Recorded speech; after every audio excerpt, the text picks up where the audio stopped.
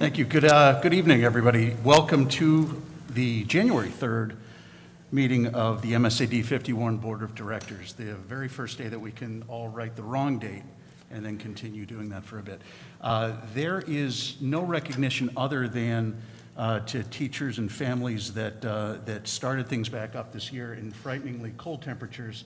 I've been eavesdropping on our student representatives, and it sounds like they were very excited to be back in school today. So that's the extent of our recognition. That said, I would entertain a motion for the approval of minutes from our December 20th meeting. So moved. And a second? Second. Any discussion? Seeing none, all in favor? All opposed? And any abstentions? Mr. Bingham. That leads us to public comment. We're full house here, which is exciting. Is anybody would like to speak for public comment this evening? And as usual, if you could state your name and town of residence and any other information. Mr. Curry. Thank you so much.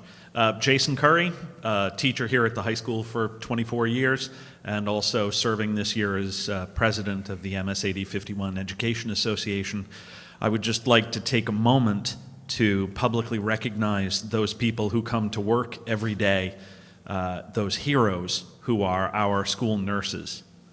I know that returning from this vacation, and with the Omicron variant so virulent right now in our society, our nurses are returning overworked and tired and probably a bit nervous about what the future looks like for us, especially with the changes in the state's guidelines. And they deserve as much credit and appreciation as can possibly be given, and more. I would also like to respectfully remind the board that as our employers, we hope that you will take our care and our health into consideration with all decisions that you make this evening and going forward, that we look to you for leadership in these regards, and thank you for all your efforts. Thank you.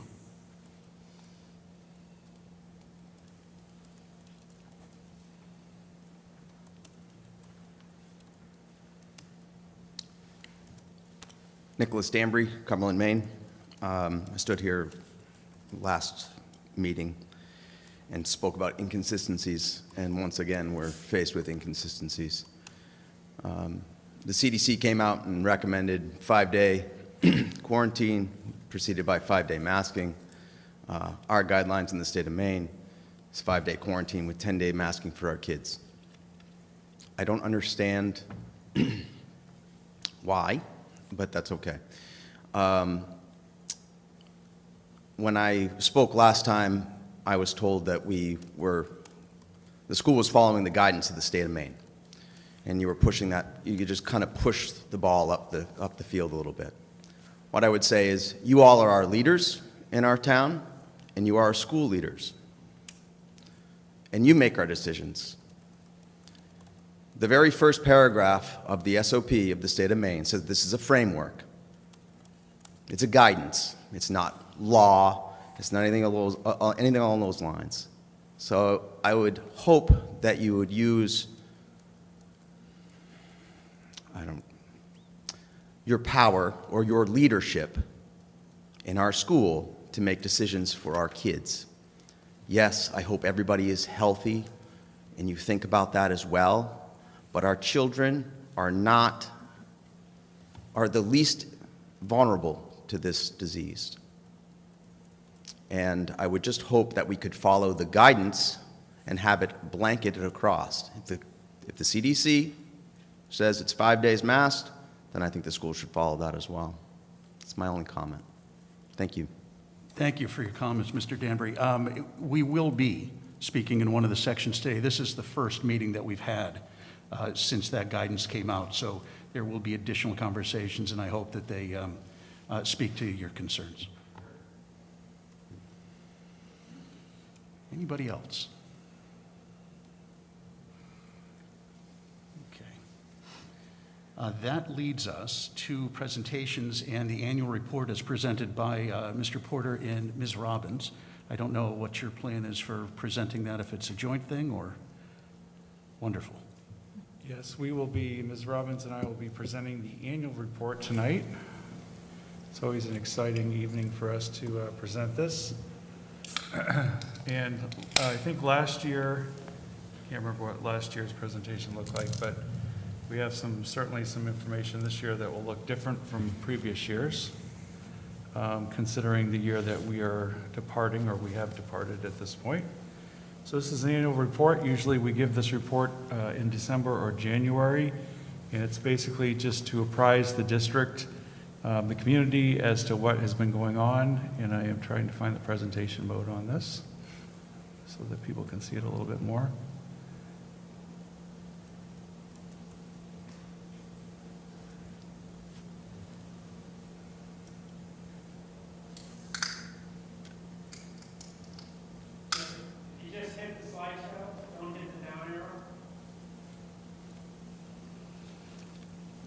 Okay, I will just leave it right there.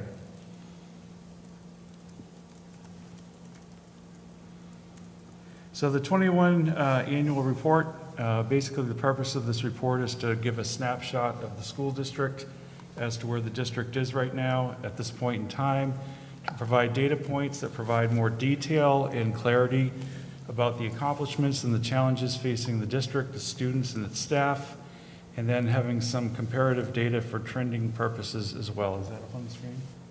Okay. For comparative purposes as well. So looking from year to year. So that's the purpose of the report, is to dig into some of our data.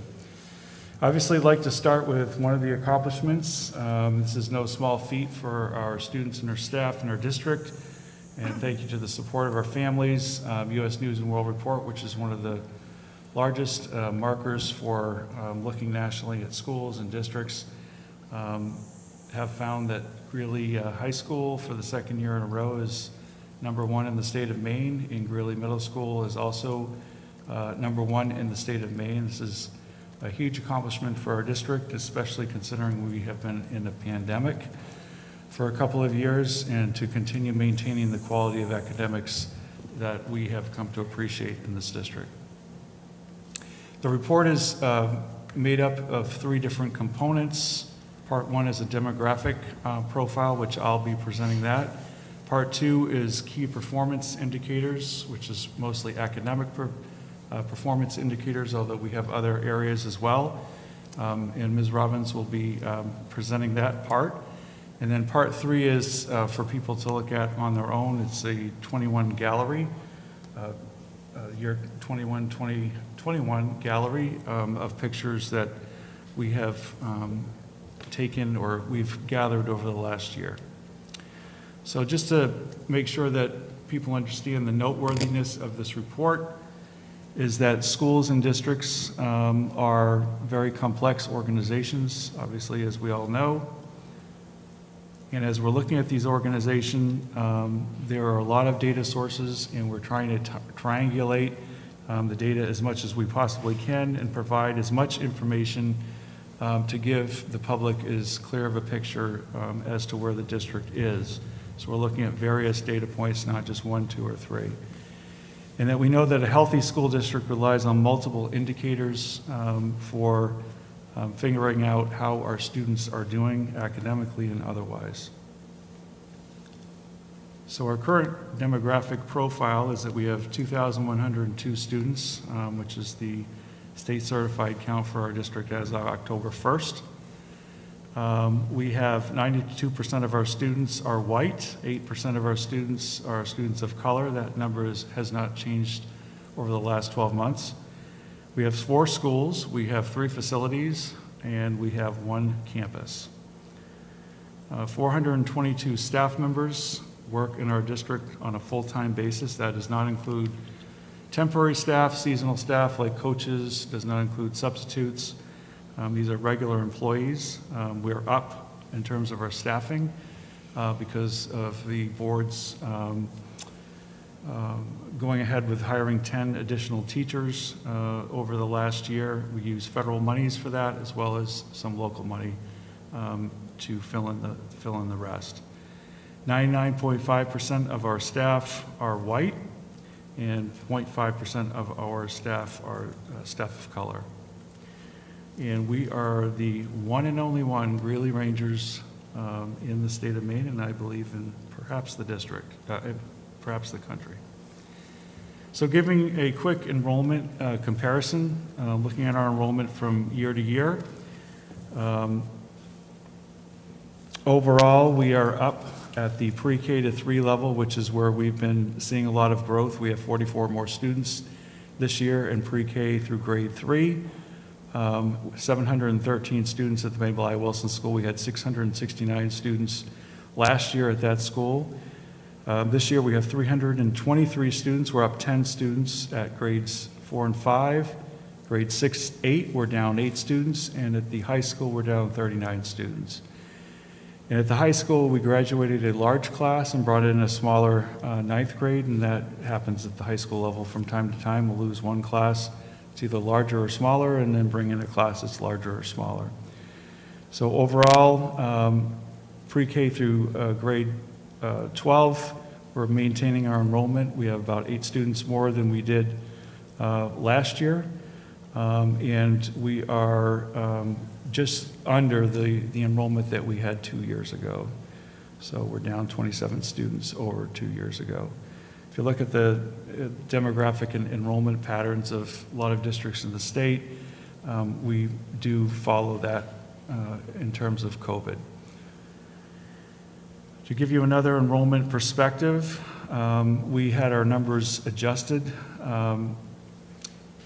So we've had reports done, enrollment reports done in 2016, 2019, and then just a month ago we received updated numbers from the Wandell Consulting Group, and she's done our numbers all 3 times.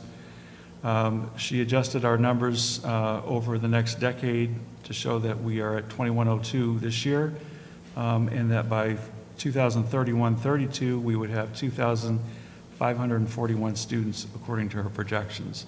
Those projections are down from 2,750 or so that she had projected back in 2019. She did account for variances that have occurred with COVID, no pun intended. She's also looked back at housing starts and shifts in housing coming in and out. So those are the newest numbers. Those are not solid numbers yet. They're tentative, but they're the best numbers that we have right now to show enrollment over the next decade. As of this school year, we have 4% of our students who qualify for free and reduced lunch. In any other year, we would have anywhere from 6 to 8 to even we've had as high as 10% of our students who've qualified. One of the reasons that this number is down, my guess is that it's down in most districts in the state, is that all of our students for the second year are receiving free lunches, free meals, free breakfasts. If they want it, we have a lot of students participating. There's not a huge incentive for parents to fill out the free and reduced lunch forms, except that we're just asking people to do that so that we have a record of it, and the state has a record of it for reporting purposes and for Title I money. But my guess is that number is much higher, not much higher, but higher than 4%. I think it's probably more in the 6 to 7%, which is what we've been averaging over the last few years. Special education services, we're just over 12%. We've been anywhere from 12 to 14% in any given year. That's actually lower for us. And it might account for, again, last year's very unique school year. A lot of students were getting a lot of one-on-one attention, and the identification rate may not have been as high as we typically see. Section 504, there are 2 parts to Section 504. Section 504 is an accommodation law. That's a federal law. Basically says that students that need accommodations either in academics or because of health reasons, they are on a health plan, need accommodations for medical purposes. A student can qualify to get extra assistance or at least have an accommodation. It doesn't mean necessarily that someone's working with them, but they have some sort of accommodation. And we have about 5% for academic support or accommodations, and we have just under 6% for students who are on some sort of a health plan or need a health accommodation in order to access their education. And the key indicator is always accessing education. Is it something that they need for their education here at school? Athletic participation, again, this is looking back at the year 2021, so we don't have the information for this year. We'll have that information when we do the report next year. But looking back on the previous year, and then you can see the 2 years prior to that, we have 58% of our students participating in athletics at the high school level. And that is about what it was in 2019-20, although we did have 3 months in that school year that was a pandemic. That's certainly lower than our typical numbers have been, usually around the high 60s to low 70s in terms of athletic participation. So the last couple of years, we've definitely seen a drop in that. I think this year we'll probably see an increase, which, reporting this report, a year from now, you'll probably see that. Average daily attendance, surprisingly, did not drop overall last year. You can see it's about where it's been for the last 3 years, 96%. So we're pretty much there. We did have some concerns about attendance last year, but with the hybrid approach. But I will say that students were attending on the days that they were here last year. Again, this is looking at last school year. Truancy was just about where it was the year before, 0.3%, very low truancy rate, and a little bit lower than it was a couple of years ago at 0.6%. We've typically had low truancy rates in our district and average high attendance rates. Suspensions last year, we had 0 suspensions in our district. That is probably because we had smaller class sizes, a lot of individual attention, and obviously a lot of protocols were in place. You can see that our suspensions the year before were 10, and we had 16 the year before that throughout the whole district. So we had a great year last year with suspensions. I will say that we certainly will be up a year from now as you look at the 21-22 school year. We've had a series of incidents where suspensions have taken place this year already. Risk assessments. This is another area where we've been pretty consistent for the last 3 years. But again, the last data point that I'm giving you is 2021. We had 21 risk assessments that were done last year. I can already tell you that we have exceeded last year's risk assessments already. At this point, we're not even at the midpoint yet. We've already exceeded the 21 for this first half of the year.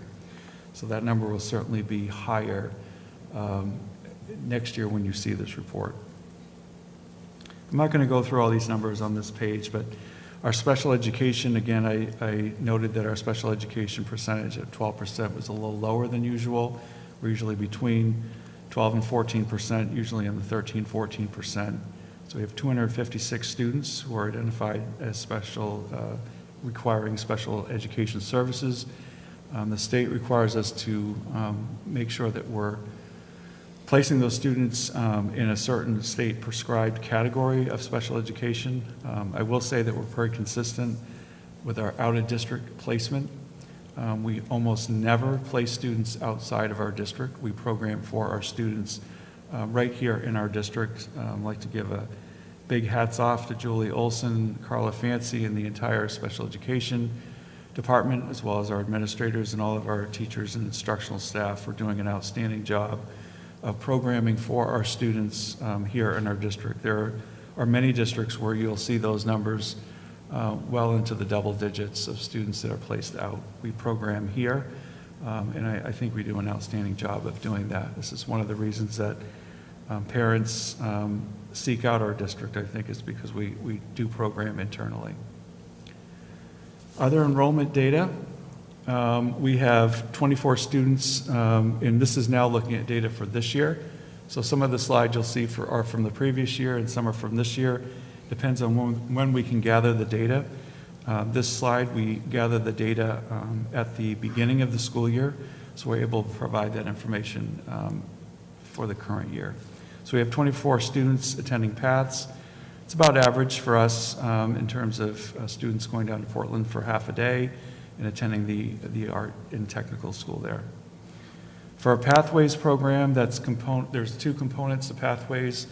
We have our alternative education program, which has around 20 students enrolled, and then the remainder of the students are enrolled in what we call silo projects. They're involved in internships, or they're involved in special projects here at the high school. So we have 64 students. That's up from the previous 2 years. We have 146 students enrolled in private schools this year. We think that last year's number of 109 is probably low. We had some private schools that didn't report their numbers last year to us, so we did not have all the data. So we think this is probably a little bit more accurate. Charter schools, we have 13 students who are attending charter schools. Again, last year we had 3 reported. I think that's low. We had a low report from schools overall in giving us those numbers, but this year we think it's more accurate. Superintendent agreements in, we're down at 26 students seeking to come into the district. We had more than 26 requested.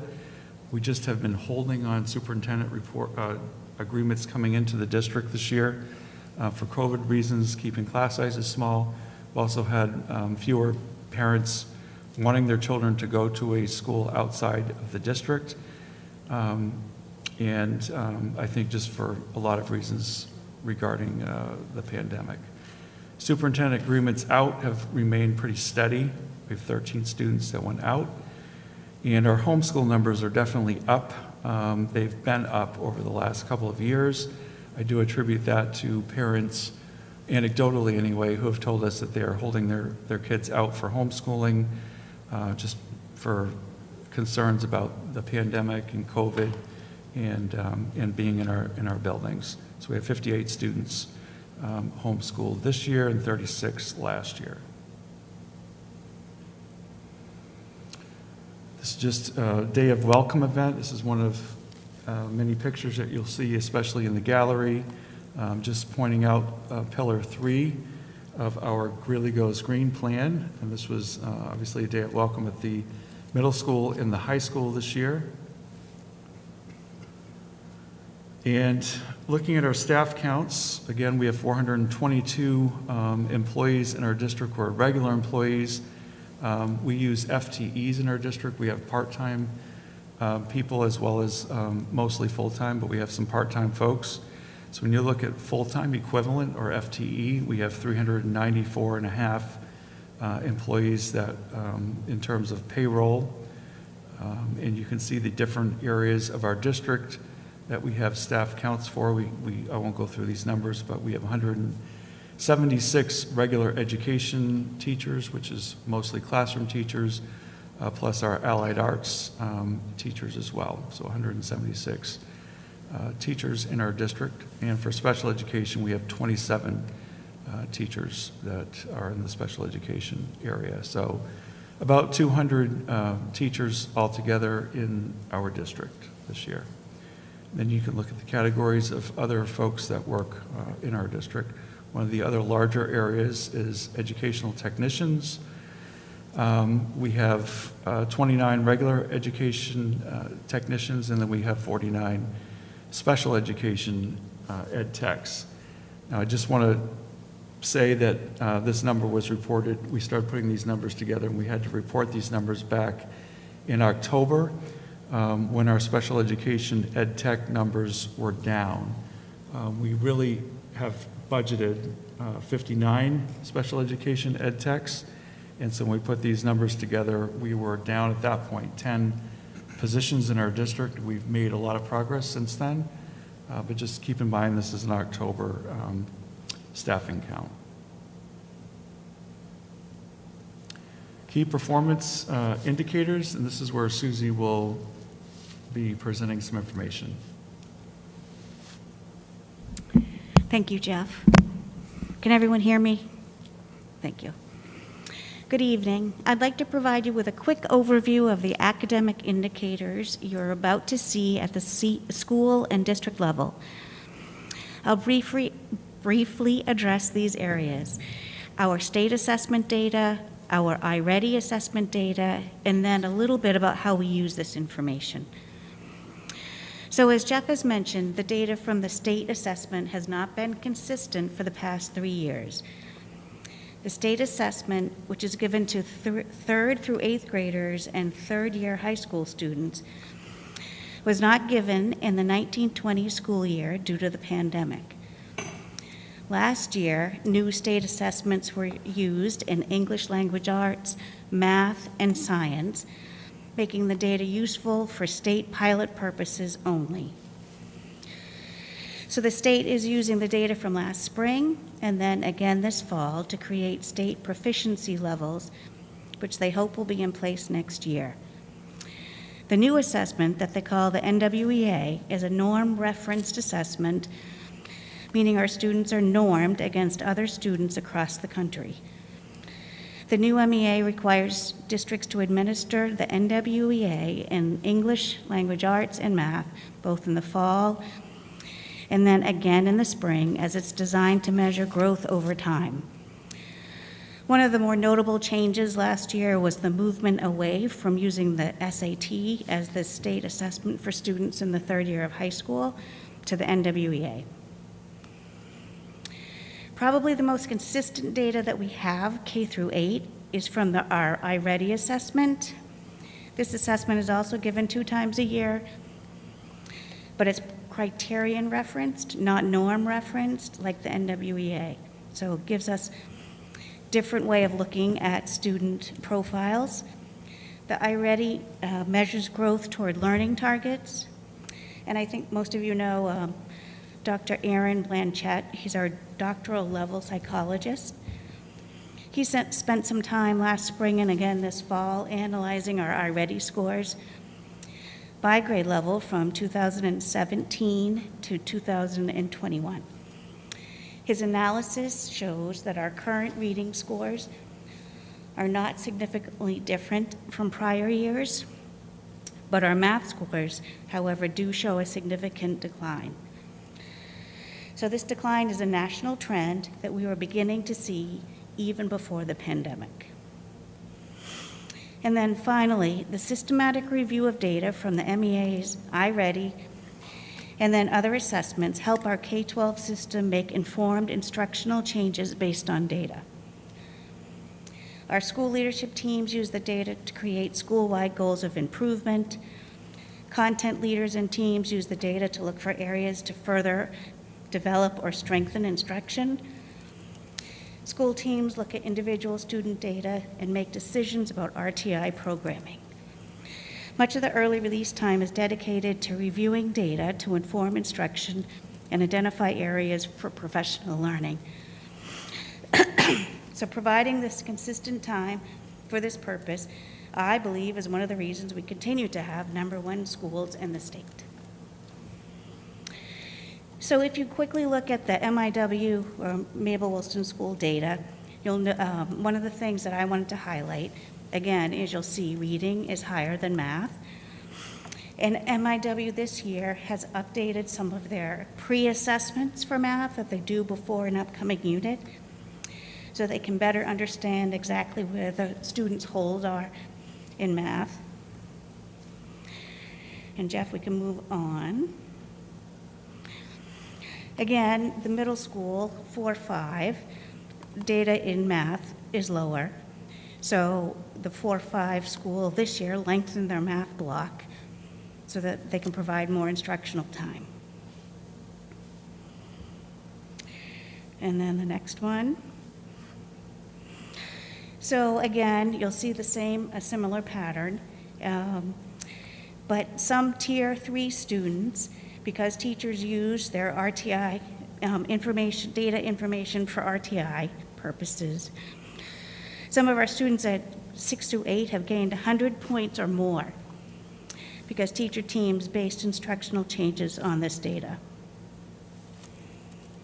And then lastly, Jeff, the high school.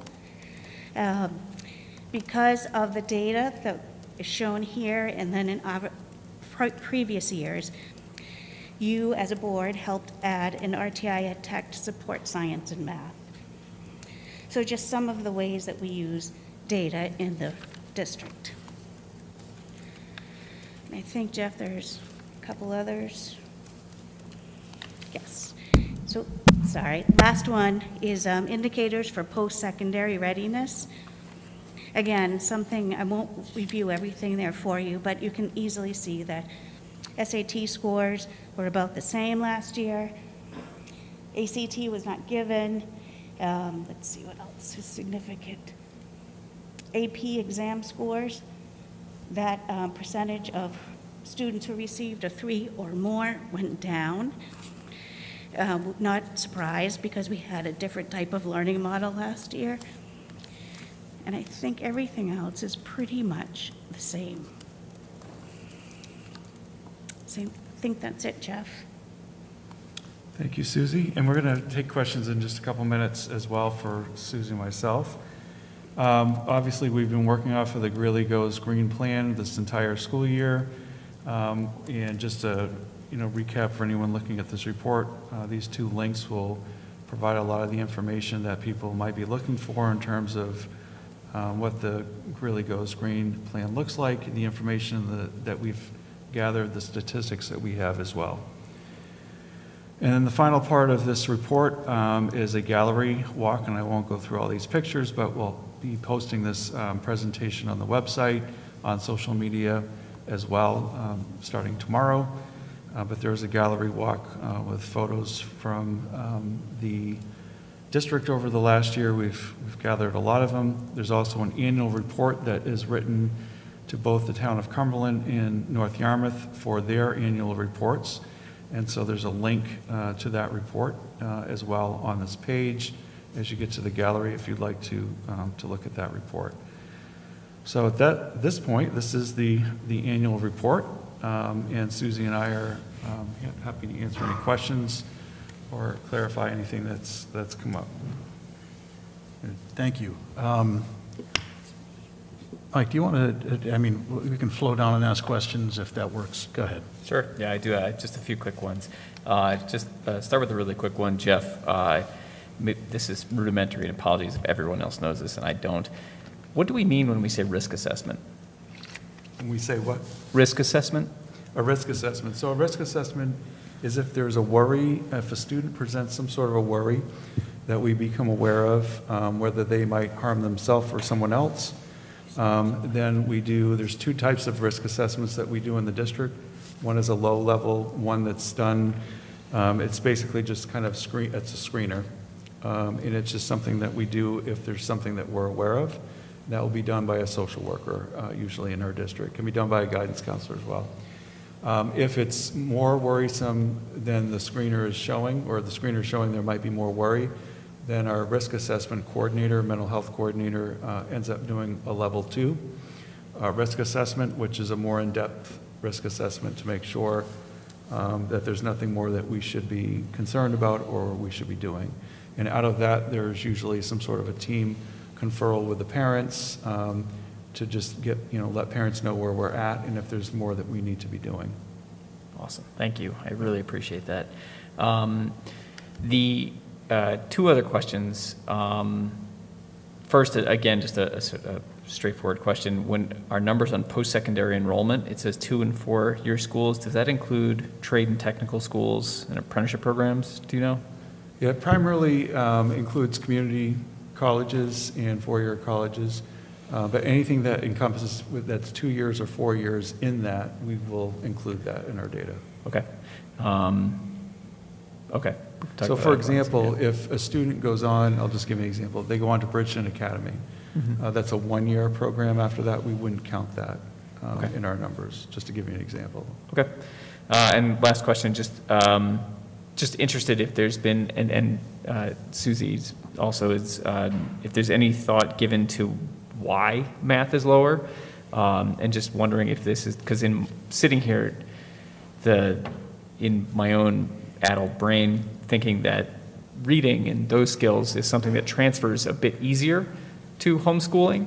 Math not so much. And as a person who attempted to teach both 5th grade and 2nd grade math and probably failed royally at home with my kids, I just wonder if there's any literature or any initial reasoning on why that's the case. Sure, of course, there's lots of reasons that you can read out there. Lots of research has been done. One of the main reasons that I have read is that because you've taught both math and reading, you'll notice that math has, the skills tend to build on each other more than reading. So reading, you might get more in-depth, or the next year you might learn how to write a better paragraph or how to cite a source. But with math, you're usually learning something different every year. So you're using numbers in a different way, learning a new algorithm. And then when you get to high school, you're using it in obviously sciences and different areas. So that's what they're saying, is that because a lot of schools did hybrid or you did remote learning, that it was really hard to continue to build on prior skills. Because reading and literacy, like you said, that's a lot easier to do. Thank you, I appreciate that. And just to clarify, I wouldn't say I taught. I just tried to channel the hard work of the teachers and probably didn't do a great job. Thanks, Kevin. Thank you, Mike. So again, if additional questions building on Mike's, Vanessa, do you have anything that you want to jump in with? No, he pretty much covered the 2 questions I had, and I don't have any further. Sounds like plagiarism. Perfect. Good. Thank you. Jennifer?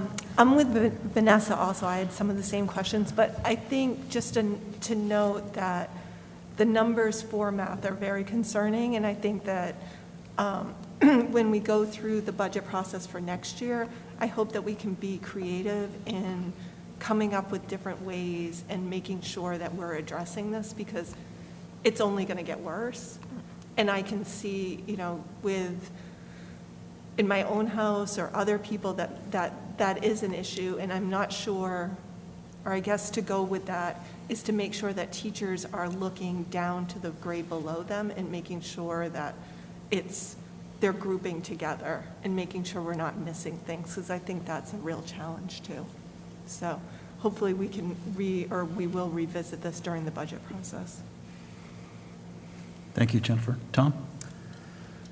So I have a long list of questions here, but I don't want to speak here all night, so I will just focus on my favorite 3 questions.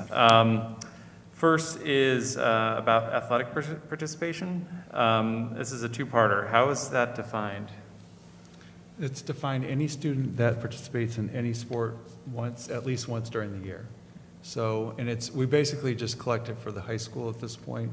So whatever sport or season they're in, we count that once. We have a lot of students who are 2 or 3 season athletes. They're only counted once in this. So it's the students that are participating. It's the actual students themselves. And participating on a school team? On a school team, Okay. yes. So it doesn't include clubs or travel or anything like that. Okay. Yes. The other part of that is I'm interested in other co-curricular activities. Does the district have the capacity to report on those in the same way? We do, yeah. We don't typically have those percentages up here because they vary so much, and we have so many kids that are involved in a club or 2 or 3. Mm-hmm. But that's certainly information. If the board is interested at some point, you want to get that information, we can do that. But we have a lot of students that are involved in athletics, and then they're involved in at least a club or some sort of group, and we offer a lot of groups. Last year was an exception. We did not offer much last year, except virtually, if we could do it. But this year, I have to say, pretty much everything's back up and running, and most clubs are in person this year. So it's been great to see kids back involved in those. Okay, great. The next one I have is about the private school enrollment increase. So taking away last year, which there may be some reporting errors there, we're almost 50% up from where we were 2 years ago, which is not surprising given the pandemic and everything that families are having to deal with. But what I'm interested in knowing is whether the district has any mechanisms for gathering feedback about whether those students might come back into the district, or whether they're going to be private school students from now on. Yeah, we did get some information from 8th grade parents. We do lose students typically every year, 8th grade to 9th grade. We usually lose between 5 and 10% of the students, depending on, the year. Saw a lot more, obviously, not just 8th grade, but across the board. And a lot of it was from last year. Parents wanted to make sure their kids were in school 5 days a week. And so there was, a lot more activity there. So I think that number was probably up as much as it is this year with private schools. We just didn't have all the numbers that were given to us last year. So I think we've been consistent, probably, my guess is we've been consistent in the private school numbers for 2 years. Okay. Because of the pandemic. It's interesting because I could give you a history, and I just made a note to myself to get a history of the private school numbers over the years. We're actually lower, we've been lower for a while over where we used to be. There used to be a lot more students that went to private school in our district. We'd be up, well over 150 kids a year. So it might be interesting to give you a history or have the history of the numbers that we have on private school enrollment, because it's always a big thing, and I think it ebbs and flows with families and where they're at. So. Okay. And then my last question has to do with, it's probably a question for Susie. Sorry. I am also concerned about the decline in the math scores with iReady. And I think my question more has to do with the reporting that iReady does, the information that we get.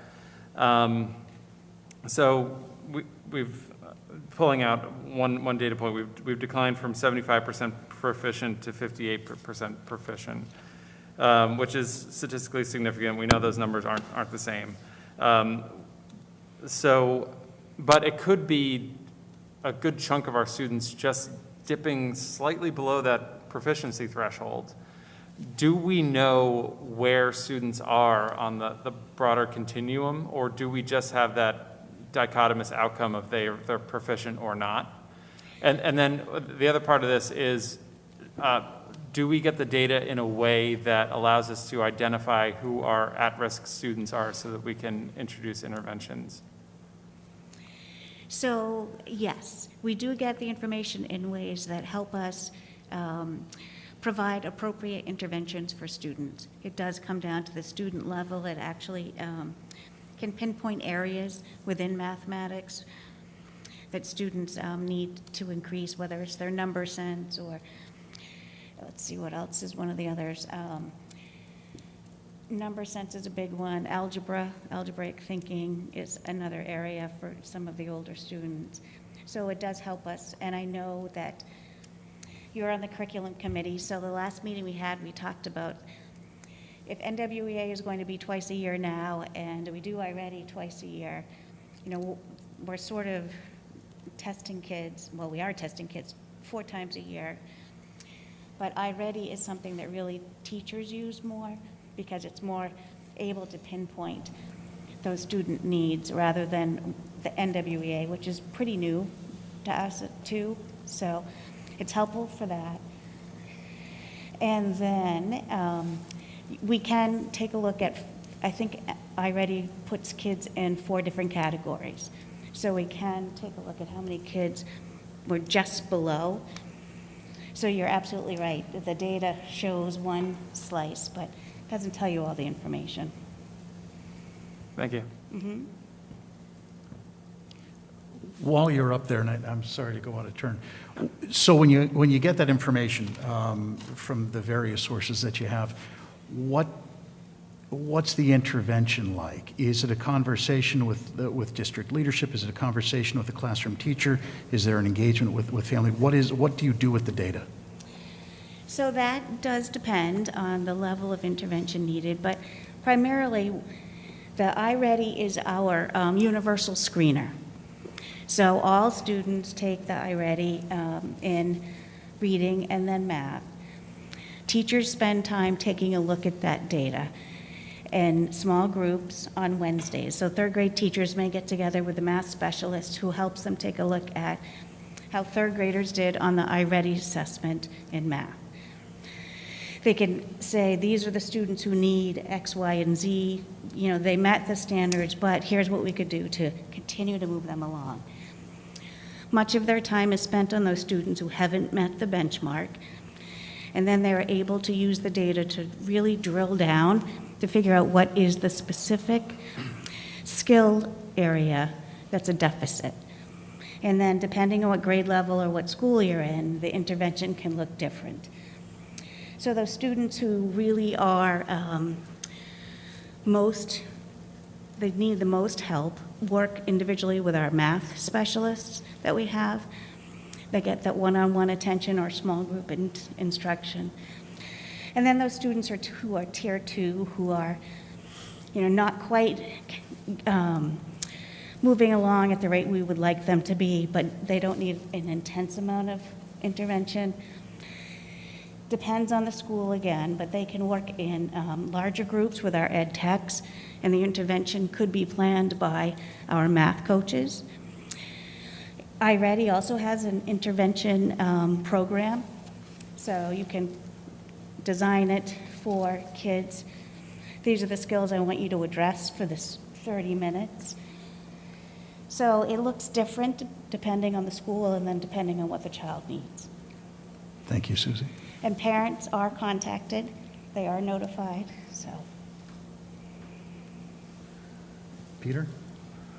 My two concerns were really the math and enrollment, and I think they've been addressed. I do agree that we might want to, when we're looking at the budget, rather than, just the smaller class size model, do we look more of a bullet thing, that if we've identified that math is an issue and it doesn't, take a Harvard MBA to see that we do have an issue. So it may be a thing where we need to get a couple of math specialists to kind of bullet into this thing. But again, that's more in the academic realm that I'm not, but I'm not qualified to say anything. But I think the idea is that we look at specific areas rather than the macro approach. That's all I have. I saw you twitch. Did you have a question? Did you want to jump?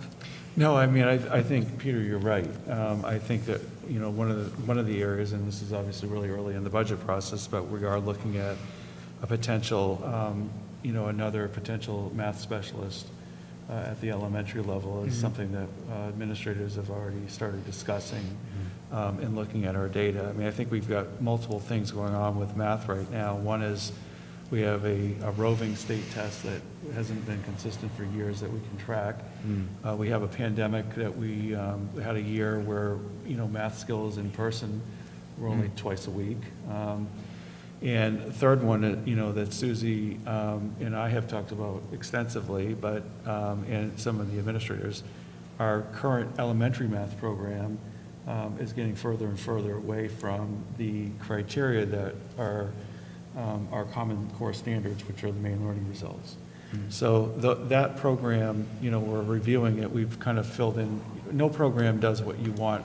You have to look at the standards first and then the program. We try to fill the gaps in with other things.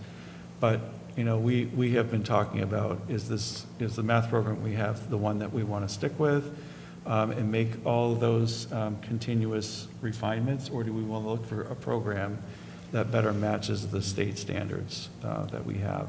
So that's just an early conversation. But I think in the meantime, the damage is there, and it is COVID. It is a couple of the board members said that with math, you got to have the in-person type thing when all of a sudden I don't know if they do long division anymore, but the thing is, if you're stumped on that particular thing and you haven't figured that out, then when you go 2 stages, you're totally dead meat. So, it's just a situation that's with our younger people that don't have the basics, and it's nobody's fault other than the virus. No, the only thing I'll say other than this, just as a perspective, we generally have a group of students every year that make it all the way through calculus and very, very successfully make it through calculus every year in high school. And we want to make sure that we have students who want to take calculus and be successful at it in our district. For whatever reason, they have the opportunity. So we obviously don't want to say, okay, well, that's good enough. We need to rebound. And I guess I do have one other thing to say is just anecdotally in talking with teachers and administrators, a lot of our students have made enormous gains in the last 4 months being back in person. And they're not reflected in this data that we've showed you necessarily tonight. And I think if we showed you the iReady scores, this is my guess, if we show you the iReady scores in the spring, you're going to see a really improved picture with both math and reading. But again, I'm just kind of predicting only what I think will happen. But just showing the huge improvements that even in 4 months. Thank you, that's all I have. Thank you. Ms. Robbins, did you want to weigh in on that as well? No, I think Jeff hit a lot of the points that I was thinking of. The only other thing I would add is that please know that staff are aware that math is an issue and they are continuing to try to fine-tune our essential learning standards, because those are meant to really hone in on the essential skills that students need. So they're really trying to fine-tune the essential standards, which would make it easier for them to be consistent. And then this fall, I attended a 5-session program that the state put on about elementary math, and 2 of the elementary principals attended and the math coaches attended as well. And it really was interesting to take a look at K-5 math. And I think, Jennifer, you talked about the impact that, starting with the high school, where is it that you want students to be, and then working your way down. One of the highlights for us was some of the language that we use to teach math, and how you might use a certain language for problem-solving skills or steps when you're solving a problem. The next year, your teacher uses a different set of acronyms to help you solve a problem. And just being consistent, I think, helps. But we're aware of it, and please know that we are working with the state and trying to take a look at our programming, because it's not really about just the program. It's about taking a look at the Common Core standards, fine-tuning it enough to make it manageable for us, and then making sure our staff have the ability to be able to work with students in math. That's it. Thank you. Jason. I have concerns, but I guess I'm hesitant to draw any hard conclusions from the data. Looking at the last 3 years, it's been so unstable.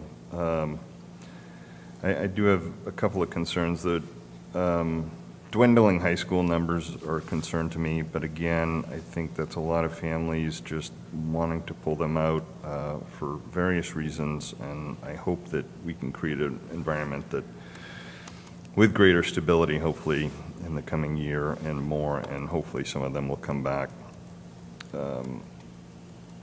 I also have concerns about the declining sports numbers. It would be too bad that some kids, because of COVID and other various things, leave those sports and don't come back, because that's an important part of school and growth and all of that.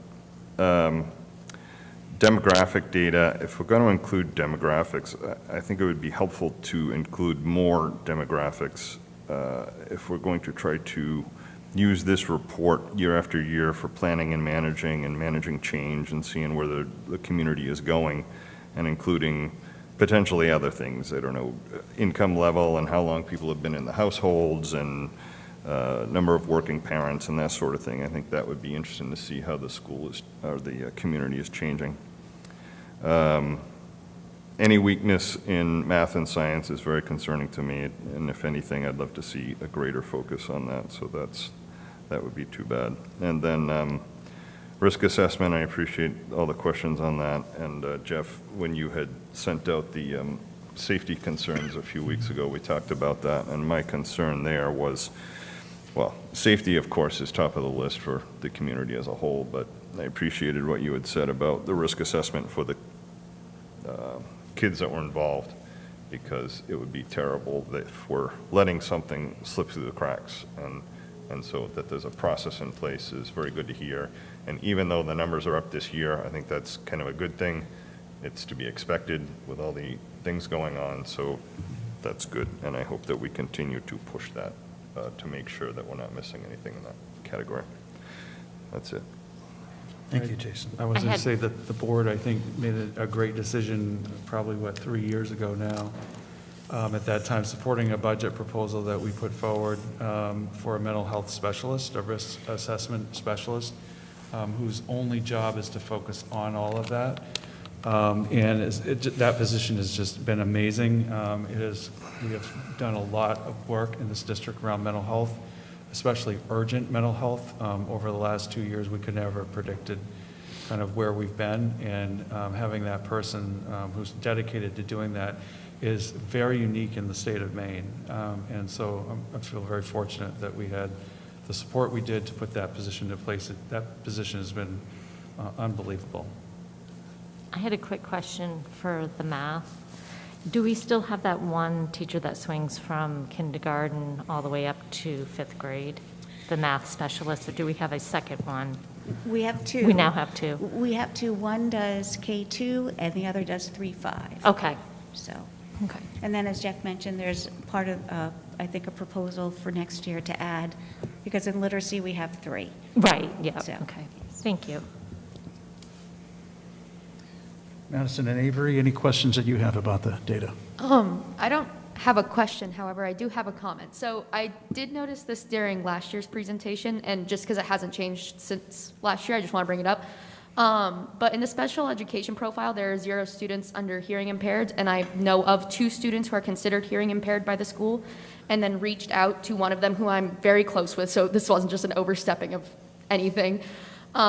Just to ensure that I was classifying their disability correctly, and they said that they are in fact considered hearing impaired, and that we have a teacher of the deaf and an audiologist on campus almost 24/7, or not 24/7, but during the school day. So I just want to make sure that those numbers are correct about those students.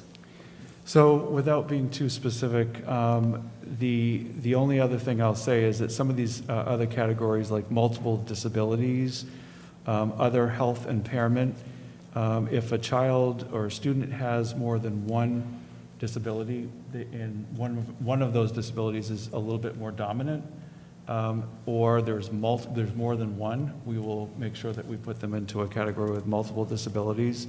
And so it really, if there's a student that only has a hearing impairment, there's nothing else going on, then they would be categorized as hearing impairment. At this point, we don't have any students who that would be their only disability.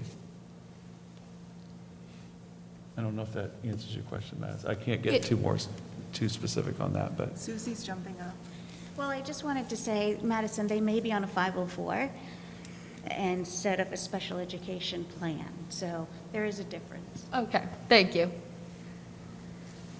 Avery, questions? Yeah, I was wondering if you know, like the numbers relating to academic indicators at the high school, if you know how they compare to other districts in the area, like Falmouth, Yarmouth. Do you specifically mean, what specifically are you thinking about, Avery? Let me find it. Like the state assessments for math and reading and science and stuff. So obviously we haven't had data at the high school for the state assessment in reading and math for a couple of years, but we're definitely at the top. That's one of the areas that we get rated on, whether it's US News or whatnot. I mean, that's certainly an indicator. They look at reading and math scores. So we've been historically at the top of those. Another area they always look at is number of students that are taking at least one upper level course, which is considered AP or IB. And obviously, whether it's ELA, math, or science, or whatnot, those are all weighed into it. But yes, we're usually very competitive. Do I you think- know, yeah.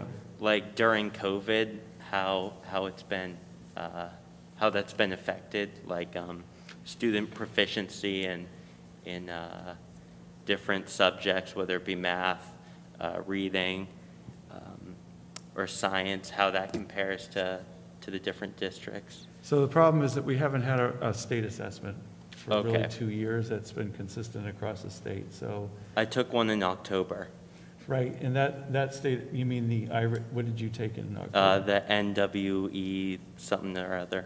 Right, so that would be the latest data that we have, and that's the most consistent data we would have. So we don't have any data points from other districts there. We certainly could find some if you wanted that. I think that would be an easy enough thing to do, just gather some data on that. But other than that, for 2 years, we really haven't had any data that we can compare.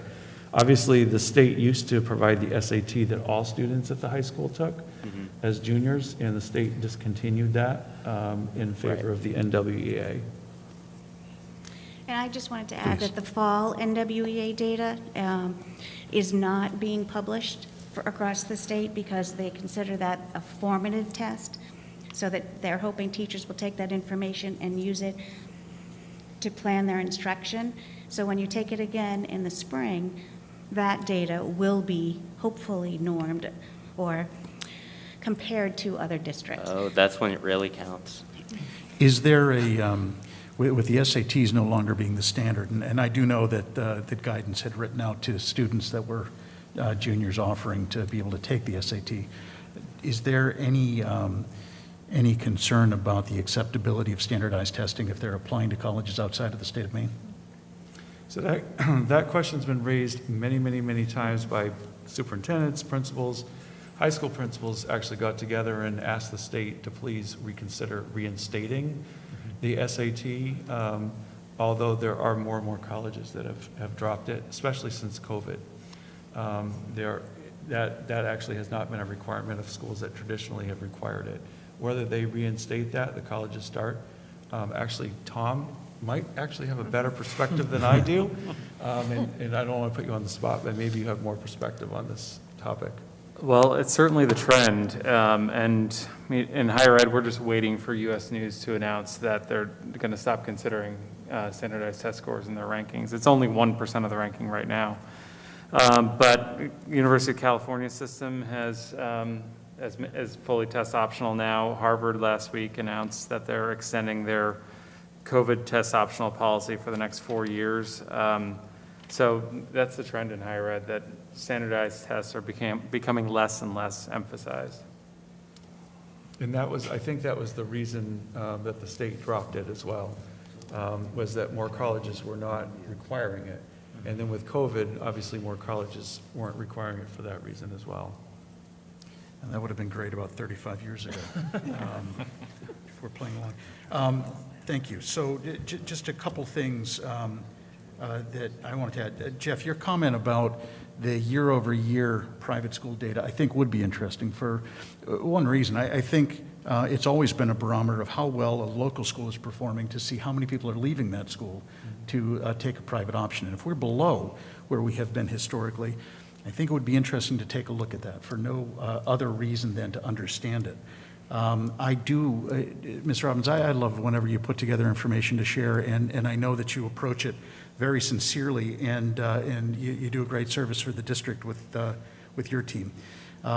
Being able to take the implications from data, being able to take this annual report and talk about what it means to individual students, and you did that, and individual families, as there may be ambiguity in what they do with that information. And I think that it's well served having this data, this report positioned in front of us as we start to make those deep steps into the superintendent's budget as we move into next year. Final offer for any questions from anybody up here? No? Thank you very much for doing that.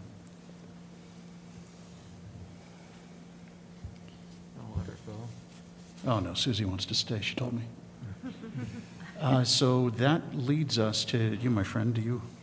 So the only thing I have in the report, since we just had a board meeting right before the break, tonight is just to talk about the SOP, which is the operating procedure that the state has.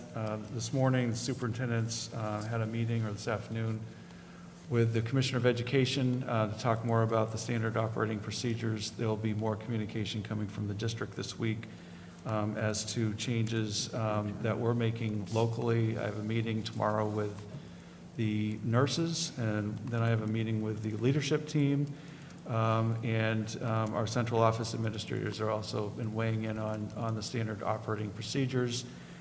We're trying to get some things into place based on the state's latest guidance, which a lot of it comes from the U.S.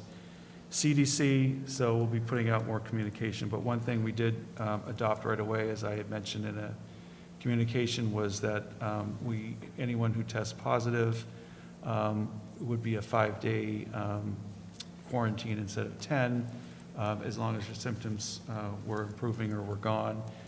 As well as close contacts that are not vaccinated or pool tested. It's now 5 days instead of 10. That's the guidance coming from the state.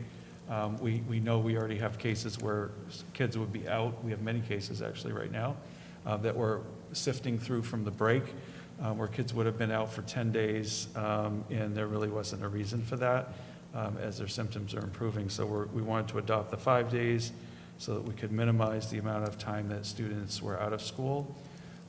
If they certainly don't need to be. Again, if they have symptoms or they haven't resolved, then they're out more than 5 days. But if their symptoms are resolving or resolved, then the 5 days becomes part of that. When Jeff? students come back, they have to mask, according to the guidance, for another 5 days.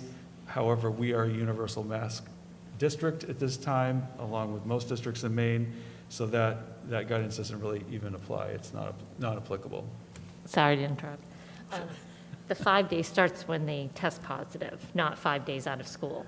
Correct. Okay. Well, you're right, because the reasoning behind the US CDC is 2 days. They're finding that the research is showing 2 days before and 3 days after is the greatest positivity range. Yeah.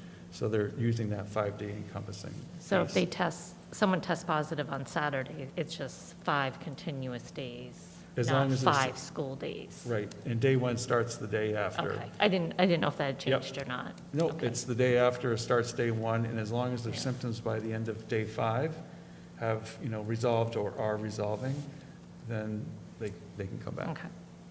Yeah, and same with close contacts. That was a very good question. I reacted because I didn't know where the voice came from, Sorry. Vanessa.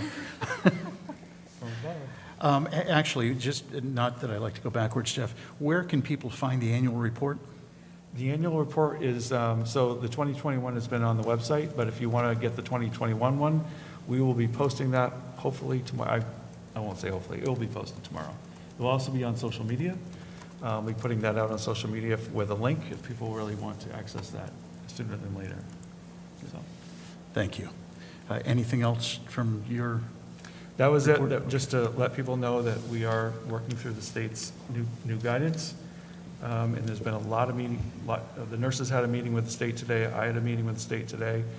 We have meetings tomorrow, and hopefully by midweek to late week, we'll have a lot more guidance on other changes to our procedures. Wonderful, thank you. Moving to committee reports, I'll lead finance. We are scheduling our multiple meetings as we begin to work through the superintendent's budget. Those will be getting published very shortly, working with the finance director to ensure that we have the right dates. Facilities, Peter. We're currently awaiting Oak Point's work on 2 different models for the North Yarmouth property, one being a 2-school model and the second being a 1. And the Finance Committee will be meeting as soon as those numbers are ready. And as I was saying to Kevin, I think to save time and everything, I would like Finance to join us with that, because those are totally intertwined, and the sooner we get both of the committees working on that, the better. So we will have a joint finance facilities meeting as we still get those, get that information. And that's all I have. Thank you. Can I ask Peter a question? Peter, do you want us to schedule that joint meeting next week? Yeah, Before the soon- board? As soon as possible. Okay, so probably next week, before Yeah. the next board meeting. Excellent. Jeff, in Ann's absence, policy? There was a meeting that was supposed to happen tonight, but we had to cancel it, so the next meeting, I believe, is before the next It's board meeting. 20th. 18th? Yeah, or 18th, whenever the next meeting is. Whenever Yeah. the next meeting. Next meeting is on Tuesday night, just Yeah. to remind everyone. Right. Because of the holiday. Yeah. Curriculum. Kevin, we will be meeting on Thursday, so I'll have a report at the next meeting. Thank you. Wonderful. Thank you, Jennifer. Communications. We have our next meeting on the 14th, next Friday. A lot of it's going to be focused on the information we're getting from Oak Point and how we're going to be presenting that out to the public. Fantastic. Thank you. Equity, Jeff, I don't know if there's anybody else from the committee here. No, I just want to remind everybody that we do have a link that went out on social media. It's on our website. It's gone out through just regular communications, newsletter, et cetera. If you would like to join our very engaging equity event, January 11th, which is next Tuesday night, 6:30 to 8 o'clock. Lawrence Alexander, who's the consultant to the district on equity, will be facilitating that event along with our equity committee. We're looking for ideas from the public. Everybody is welcome to join us. We'd love to have as many people as possible. We're looking for a lot more students. Right now we have 0 signed up. We'd like to get more students involved. Just please go to the link and it will literally take you 20, 30 seconds to fill it out. And just let us know that you're coming and you're interested. It is a virtual event for the most part, but it will be engaging. We'll have breakout rooms, and Lawrence will be, I think, very engaging in leading this discussion. So we're looking for ideas from the public on equity, and we'd love to have everybody join us. Thank you. Madison and Avery, your excitement is contagious. Yeah, I need to think of something. Oh, okay, fair enough. So I have 2 things that kind of blend in as one. So today there were clearly significantly less students than usual, many out with COVID or quarantining. With midterms soon on their way, and it being the first midterm for freshmen and sophomores and the first midterm in 2 years for juniors and seniors, I think it's important that we get some form of live streaming classes up ASAP or go into red or just something to help, because these 2 weeks are like the most important for prepping for midterms because they're just prep weeks for a lot of classes. So I really want to kind of push that, getting the live streaming up soon if we can, or if too many students end up going out, which is my next point. As mentioned in public comment, there have been inconsistencies with how we treat students with COVID and quarantining, the reds, going into red, stuff like that. How many students do we not need to have to go into red, I guess is my question, because at this point it's a problem for a lot of students that don't even know if they're sick at this point, and for students that are at school, just to kind of, I mean, I was in a class today that usually has like 10 to 15 people, I don't know exactly, and there were 5 of us. And in another class, we were missing 5 students, and in band, I could not tell you how many kids we were missing, but at least a couple. So I think that there's clearly a lot of kids out right now, and it's important to get them in. In Madison, I think that the feedback I got is that most teachers in the high school were telling students that we're going to be in the red soon. Is what the feedback I got today. I heard from teachers that they were either hoping or like asking to go into red or something about it. So it's good that you just brought it up, I think. Yeah, I wanted to bring it up because it's Are they important. making the policy? Hang on. That's a little out of order. Let me direct that then to you, Jeff. Yeah, a couple things. Thanks for bringing that up, Madison. I appreciate it. First, I'm going to, we did not run we usually run our attendance numbers for students and staff right before or after a vacation, just to check. We did not do that today. We had a lot of things going on. So I'm going to make sure, I made a note to find out what our attendance was today and then tomorrow. I'd be curious. There is no threshold for attendance. However, the state has just given us a number that we should think about which is 15% of a school's students are out, and out consistently. Especially if it's due to sickness or illness. I am wondering if some students are coming back and just didn't come to school today. I do know of a couple of people where that was the case, where they were just not able to get back in time due to some flights or whatever. There's a lot of flight issues going on too.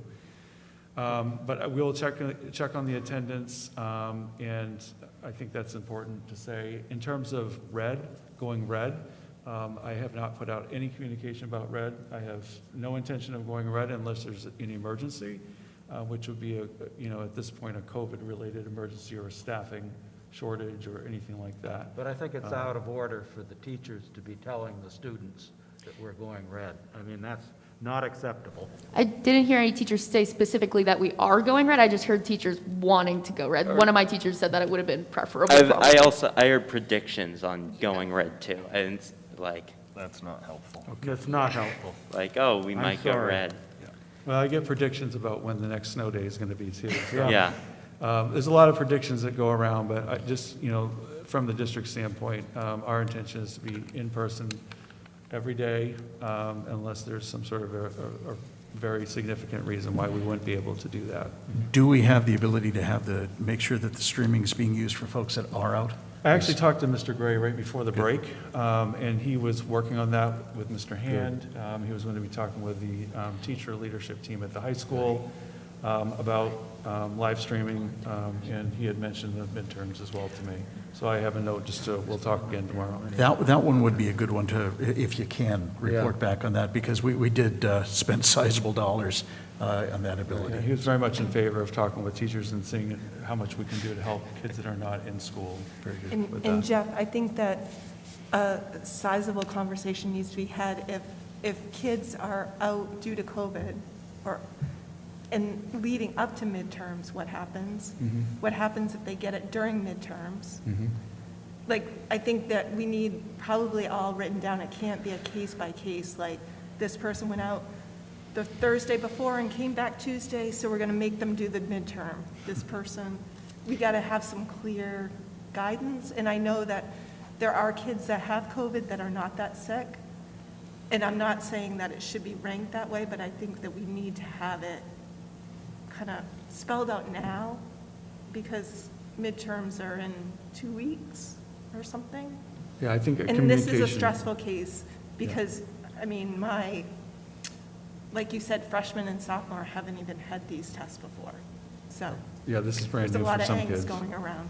So I'll certainly talk with Mr. Gray about communication going out, about midterms coming up, and looking at, what would happen, in a scenario where a student is not able to be in school or whatnot. And even, I think it's advisable to consider the weeks leading up to it. If they're out the week before, what happens or something. I'm not sure if the students want to chime in on that, but. Well, this would be a good one to keep informed. Yeah. I definitely agree, in Madison and Avery, I would talk with Mr. Gray too, if you have an opportunity to. I know it's busy during the school day, but if you'd like to also bring that to his attention, and I will talk to him tomorrow about it. I think it's important to get on top of it now, pretty early. We've got about 3 weeks before midterms, 2.5 weeks. Thank you. Yeah, the first thing I'm going to say. So one thing I'm concerned about is the number of students who live with people who have COVID but still going to school. As I speak, my dad and sister have COVID. And the nurses were emailed, and, somehow I still have to go to school, or, despite living with people who have, I tested negative. But, that is one thing that concerns me now, knowing that how close I am to people with COVID, but I'm still being told to go to school, into school. That might be one thing that might want to be considered for how we change our guidelines regarding who goes back to school. So that is a change in the guidelines, actually. That's a recent change that was made, that the CDC, the US CDC, and now the Maine CDC, I was in a meeting today, and they have changed the guidelines that if you have a positive person in your household, as long as you are not positive, you can go to school. Okay. And so that is a guideline that they're advising us to use. We had too many people out for that reason. We have a lot of students that weren't coming to school because someone in their household was positive. And so now the CDC is saying that's not necessary, consider close contact, but not necessary. All right. That's good to know. And that's part of the communication I'll be putting out as we vet through all of this language. But the nurses already have it, so that's the communication you would have gotten. All right. Yeah. Also, junior privileges, people want them. That's all I have to Yes, say. I will tell you that I talked to Mr. Gray about junior privileges right before the break. Now, we just had a meeting right before the break. So Yeah. we only had, one school day or actually one school day because of the weather day. But anyway, Mr. Gray is aware of it. Yeah. All right. Well, that's all I have to say. So. I know, every meeting, right? Until it happens, right? And then, I think, I'm going to email Mr. Gray and all this stuff, and then life gets in the way. Well, break happens, yeah. I just bring it up at the next board meeting. That's good. Okay, so that moves us to the workshop portion, the discussion about Greeley Goes Green metrics with members of the advisory group. How would you like to? Mr. Chair, we Chair. missed the item for action. Oh, my apologies. So that would be, of course, item 9, field trip request for the French exchange program. Looking for a motion to approve the trip request for the French exchange program as presented at the December 20th, 2021 meeting. So moved. Second. Motion and a second. Jeff, if you would remind anybody what it is that we are voting on. Yeah, tonight, board's voting on a proposal by Kim McDonald, who's a teacher at the high school, French teacher. She's also the trip coordinator for the exchange program, where she's in charge of the exchange. That's when students come to Greeley High School in April for a couple of weeks, and then we have students that go over to France for 10 to 14 days as well at the end of April. Kim provided all kinds of information in the last meeting about all the safeguards and protocols that she has in place for the 20 students who have signed up. Based on discussion I know we had at the last meeting tonight, would be an opportunity to decide if this is a program that you want to move forward with. Just on, my recommendation is that, obviously I wouldn't have put it on the agenda if I wasn't in favor of it, or I didn't think it was a good idea. Kim has run this program for many times. She's run it numerous times. She has a lot of very good protocols in place, not just for COVID, for everything. And I do feel like if we're going to move forward with an exchange program, this would be, the program we should move forward with. Obviously, it depends on the conditions in April. Right now, if the trip happened tomorrow, we wouldn't be going. Basically because of the State Department has France on their list of no travel or advisory. So that would shut the trip down already. Also, France is very strict about sending their students out, and their students wouldn't be coming here either at this point. But we're hopeful that in three and a half months, things look different, and the trip, can go forward. So that's what you'll be approving tonight. That's a good question. Thank you. Peter? Yeah, just, I assume all district liability issues have been addressed. Yes, our insurance covers it, which, whatever the travel company doesn't cover, our insurance picks it up. Our policy was vetted through Drummond and Woodson. Our attorneys, we have revised that policy at least twice since I've been here, and made sure that, all of our insurance carrier was okay with it and all of it, so it picks it up. Thank you. Yep, question. Other questions? Seeing none. All in favor? All opposed? Any Bon abstentions? voyage. Très magnifique.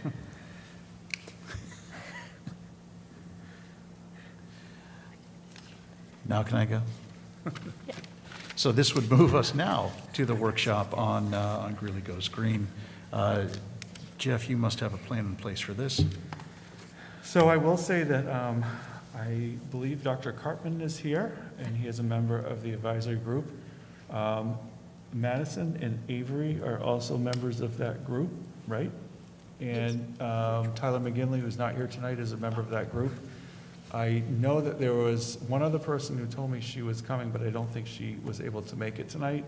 And that is a small group, and I know we had a vacation, so I did beg a couple times. But I think really the discussion is around the metric and what questions, where is the board at with the metric. The question was asked today of the commissioner, again, the education commissioner, is the state developing a metric? Her answer today was she has asked the CDC for a metric or a draft that she can look at, but she doesn't think one's coming anytime soon. That was the answer. It's a very helpful answer. Yeah, thanks. Would it be helpful to have the doctor join us up here? It would be great to have Dr. Cartman. If he just wants to come up to the table, probably. Yeah, and we'll get you Zach, why don't wherever I- makes you truly happy. Makes no difference to me. Why doesn't he come here, and I'll... Hey, you can sit right here. Come over. Avery has a seat for you if you'd like, or we can roll a chair if you want to make it. Come on up. Harass you. Yeah.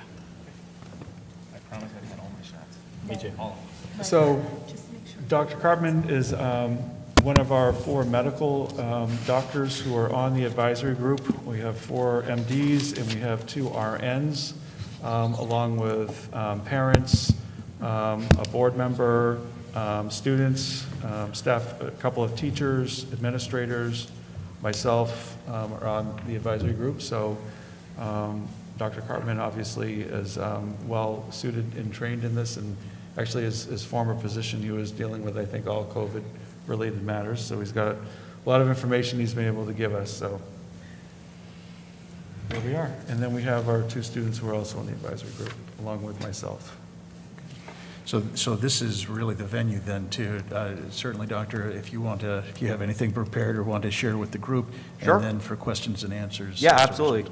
So first of all, thank you for having this workshop and the group go together. Unfortunately, I was the only one who volunteered or was volunteered to come. I try and speak for the group, but it's a very varying group with lots of different opinions, and I can't speak for everyone on the group, but I can give you just my medical opinion. I'm here voluntarily, so please don't shoot the messenger. This is not political at all. This is just my opinion, where we are right now, and hopefully can answer some questions to the best of my ability. So. Thank you for coming. Sure. So what I can say is we've met almost on a monthly basis for the last 3 or 4 months, trying to come up with some sort of goals or plans for the committee to give advice to how to get back to normal. And what is the new normal? What does normal look like today? What does normal look like a month from now? What does normal look like 6 months from now? And it's kind of an impossible task because we can't predict the future. And every time we think we get someplace, something new happens. So no one would have presented this or predicted this new variant 3 months ago, and here we are. So when we've been tasked to come up with these metrics, we have this moving target, and we can't get there because the finish line keeps getting pushed out and out and out. So what we're trying to do is come up with the best advice with the information we have right now. There's 4 doctors on the committee, lots of community members, lots of school administrators, and while we also have the students in mind, we have the staff at heart too. And they're probably more at risk than the students are. So we're not only looking for our students, we're looking to keep our staff safe as well.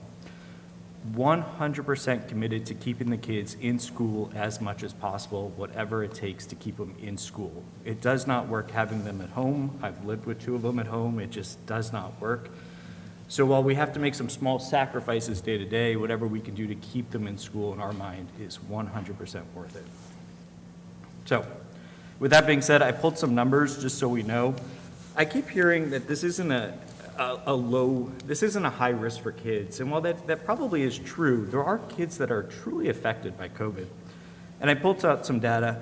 The week ending December 28th, 378 children were admitted every single day in this country to a hospital with COVID.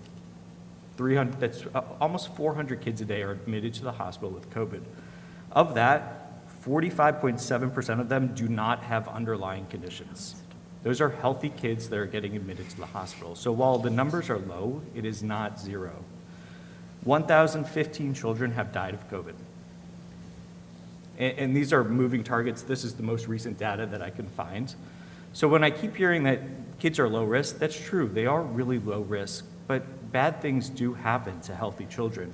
And we need to do whatever we can to keep our kids safe. As of January 1st, the 14-day number of cases has gone up 202% in the country, with more than 300,000 cases per day. Hospitalizations are up about 30%. And that's just data as of January 1st, 14. So my biggest worries right now, closing the schools. I don't want it to happen. 100% do not want it to happen. What can we do to keep the schools open? But we also have to protect our communities. What can we do from preventing our hospitals from getting overrun, from grocery store workers not being able to go to work, for our teachers, if we had 30% of our teachers get sick and out at once? That poses a huge threat. So what can we do as a community to keep ourselves safe? And that's what we're really looking at. So that's just a little bit of what we look at on a monthly basis, trying to make sense of the data and put together some plans that make sense.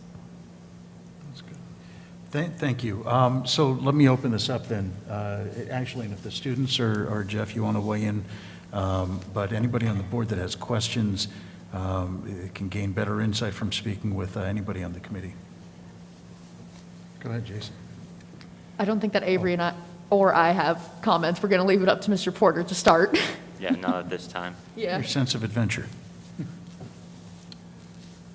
So Jeff, I appreciate your synopsis of the SOPs from the state. Is your thinking that you're going to go through each of these and hopefully build a schedule to adopt each one of these items? I think so. I mean, what we've always said, this has been our communication, I'm trying to be consistent with the communication around that, is that we follow what the state guidelines are from the CDC and the Maine Department of Education. And they've given us new guidelines. Some of them are more prescriptive and some are more optional. Like for example, the test to stay is more of a kind of an optional one. Depends on what your demographics are.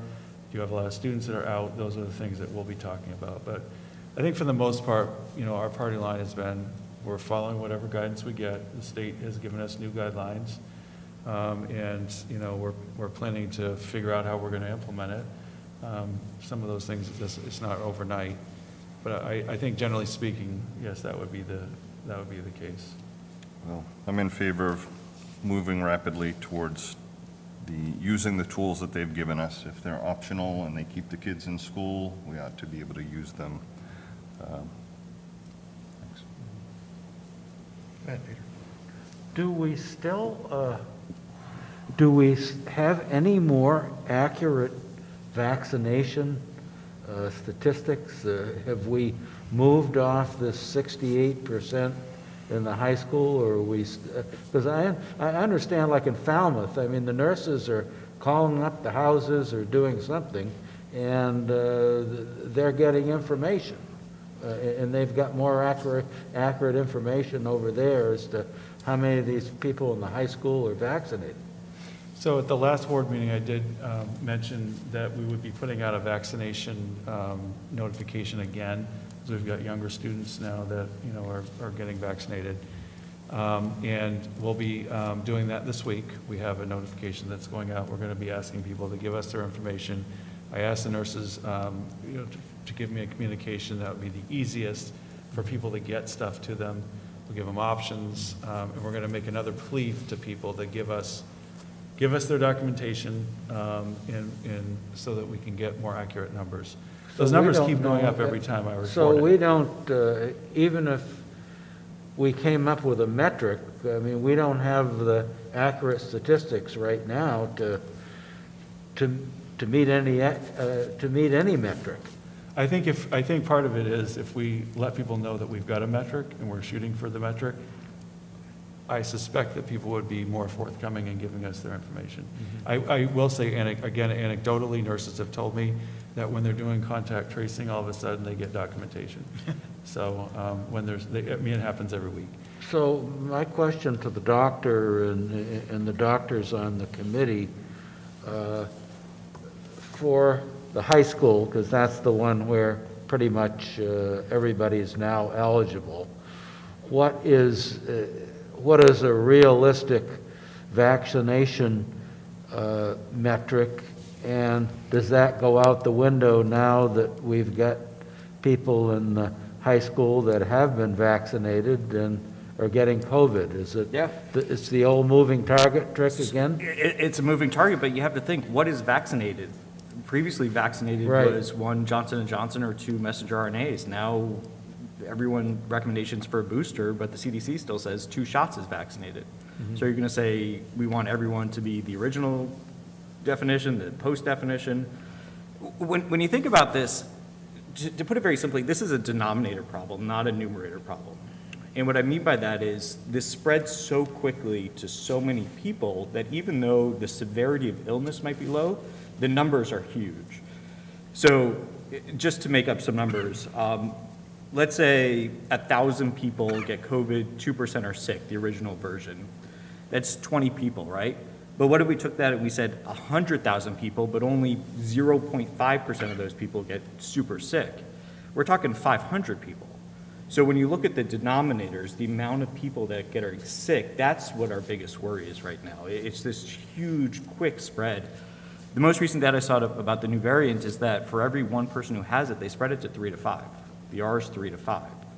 So until we get that down, sure, vaccine is a nice number to know, but it's not the metric that I would be really focused on right now. It's a great number to know, and we want it to be 100% if at all possible.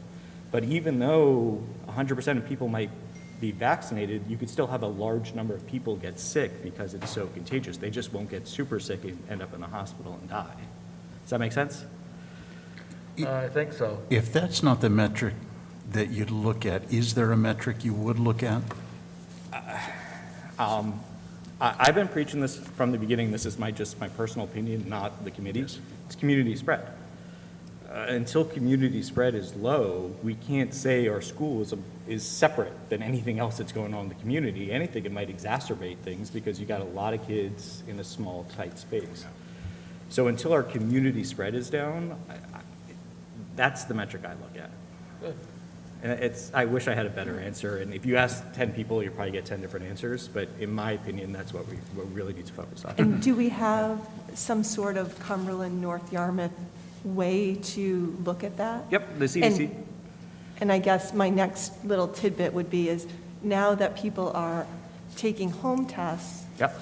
you could have COVID, have the home test, go to school, no one knows. Absolutely. Where before, we were kind of going through this process where it was a PCR, it was reported, And probably- this. And so, and people are now, taking tests, no symptoms. It just happened with someone I know. 2 people had it Yep. just because they needed to do it to go somewhere.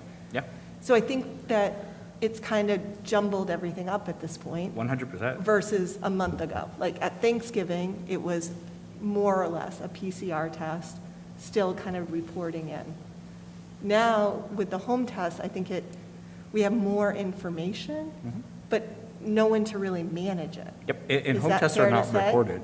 So Right. no one knows it's positive unless you call up the state and say, hey, I tested positive. And what's the, if you are asymptomatic, you have a home test, there's going to be a pool of people that just keep doing their own thing, right? Absolutely. And I'm not really sure where I'm going with it, but I think that data or that information needs to be taken into kind of the equation where I think when we sat here in October, if we got the vaccination rates under control, not a lot of people that we knew were getting COVID if they were vaccinated.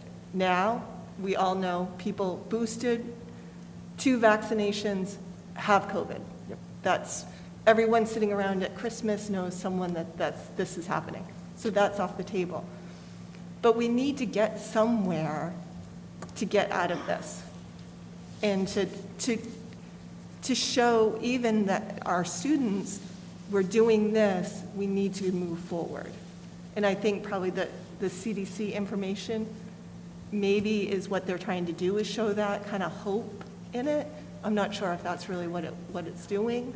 But I think we need to look at it right now, because it's very different even than 3 weeks ago. Yeah, we're up 200% in 2 weeks.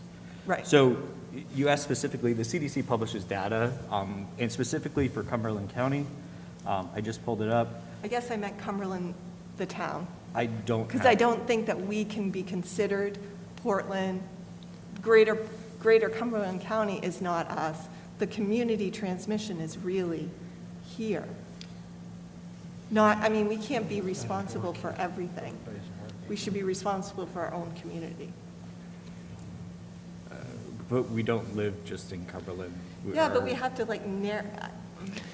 It's Yeah. kind of like saying that we're responsible for the whole state when we sit here. And I don't know what I'm talking about. I'm There are a just lot an of- accountant, But oh. I wish that there was a better metric, and I have beat this drum from early on, and I think I was the only person that wanted it.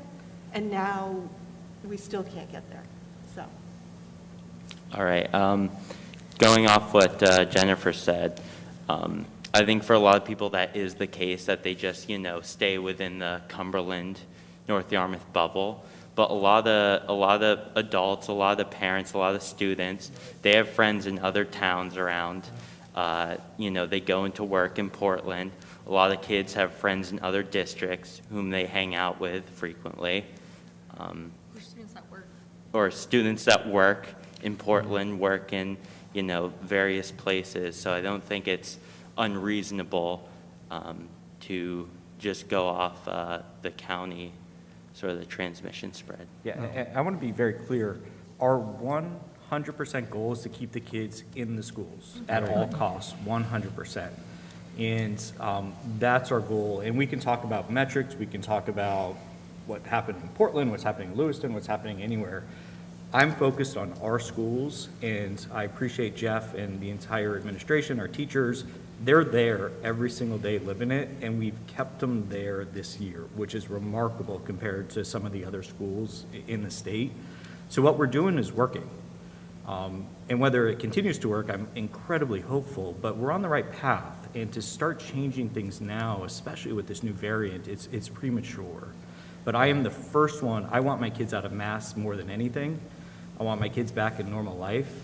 We're not there yet. And when we get there, I will be the first one right at that podium saying, now is the time to get the masks off. It's just not there yet. I was just going to ask, 'cause Yeah. it sounds to me like the most important thing right now are what you're wearing, not the piece of cloth that I'm wearing. Yeah.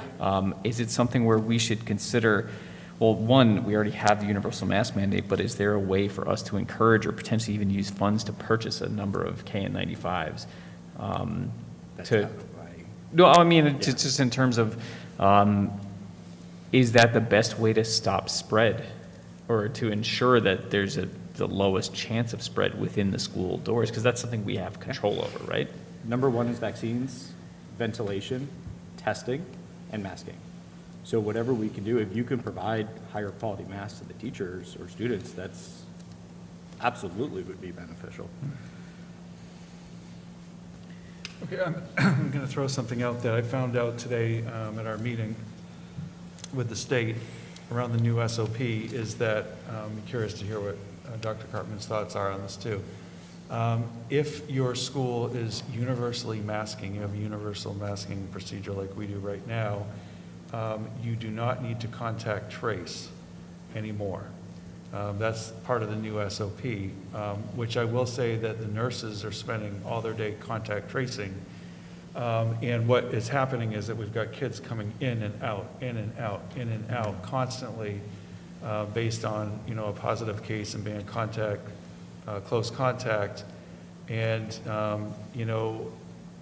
the students' vaccination status, their pool's testing status helps, but we still have a lot of kids that are coming in and out of our schools. What we basically do is you take the contact tracing and you put it off the table, and only kids that are testing positive or symptomatic are not in school on any given day. That's it. And so that's one of the discussions that the nurses, leadership team and myself are having tomorrow is, and I think the board has to have that discussion, because the alternative is if you don't mask, the alternative is you have to have pool testing and vaccination in place, and basically you got to have 100% of your students and your staff either doing one or the other. So if you're not doing, which I have to say we're probably close. Most students are either in one or the other. We might have, I don't want to gather what percent we don't have. But it also takes all the messiness of trying to figure out who's in and out all the time in our school, and it's a lot more consistent. So I just wanted to throw that out there. You know, we asked very specifically, when can the masks come off? And that was really the answer, is we're trying to get you there. We're trying to get to a place where we're more consistent. The contact tracing, there are so many complaints across the state from parents and teachers saying that contact tracing was just ridiculous, with kids in and out constantly, staff in and out constantly.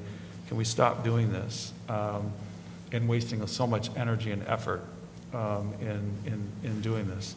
So that, it's just something I want to throw out there. It's part of the evolving nature of all of this, and it's now the US CDC and Maine CDC. That's one of the exemptions they have, is if your school, that was never there before. If your school is universally masking, you do not have to contact trace anymore, except if a student is positive. You're not contact tracing, they just don't come to school. If we were able to take the money that we could save and not doing contact tracing and plow that into better quality masks for teachers, it might be a win. Well, aren't we paying the nurses to contact trace? Then they'll just be, or not just, but they will be doing their nursing job. Yeah, that's part of the issue. We're not saving money, and Well, that's I believe that fine, we had but- overages on that as well. We have tons of, we have spent Overtime. so much money on, Okay. you're right, on overages Yeah. for nursing and for secretarial time to contact trace. We have them entering data into the database, and we're spending, you know, literally at this Yeah. point, tens of thousands of dollars on So there that. would be a That- savings. Right, yeah. So what's the doctor's opinion on that? So, my personal opinion, contact tracing is impossible to do it correctly at this point with the number of kids, they're in or out. My kid, like, it's just almost impossible at this point. I think with pool testing and vaccines, you're going to get much better bang for your buck than contact tracing. The kids are out in supermarkets, they're playing sports. If it was me, my personal opinion, I think it's okay to not do contact tracing at this point, as long as we're continuing to do pool testing. I think that's more bang for your buck. You have to remember, we're also going into flu season in RSV. Just figuring out what's what is going to be somewhat of a disaster. So just anecdotally, my 2-year-old 2 weeks ago had a fever, runny nose, COVID, flu, we don't know, everyone's quarantined, and it ended up being flu. But who knows what things are, and now we're right at the cusp of when all these normal viruses are coming around. And we were really lucky the last 2 years, we didn't really have flu. This year we're probably going to start seeing more flu, and we're starting to see it even more. So to contact trace and to add different layers of this, it might be very complicated. Is there a level of, you know, as I've heard many board members say, that they have kids coming in and out of the, you know, the schools for COVID. They've heard, you know people who are going in and out. Is there a level of transmission that would warrant us going back to the cohort system? That I don't know what the cohort system is, I'm sorry. That this might be more of a question for Jeff, but we were split up last year by last names into going Monday and Tuesday or Thursday and Friday. That'll be an administrative district thing, but I don't see that as a realistic thing at this point anymore. I think we've moved kind of past that. Yeah, I think we've got to keep the masks on and continue on this pathway until the CDC and everything simmers down. Anything else, try to take the mask off, go back to, we're just going to be stepping backwards and not moving forward through this pandemic. I mean, we have a peak, but we're at peak before the Omicron. That's dying out right now. It's hitting us hard. Just let's push through it. Right. Let's not go into red, or, I'm sorry, but. No, we no, don't- but I mean- let's just keep the kids in school, So does Jeff move need a forward, That, and keep chugging along. That was our clear goal. That's why we invested in additional teachers. We invested in additional Jeff, need a sense modulars. of the board on this testing. I mean, contact tracing. I mean, it seems to me anecdotally and what the state has said, I'm not sure we're any more of an authority to give him the pass or anything. And it seems to be make common sense on the basis of what we've heard both from the state, our doctor and everything, that I think there's a sense here after you talk to your folks that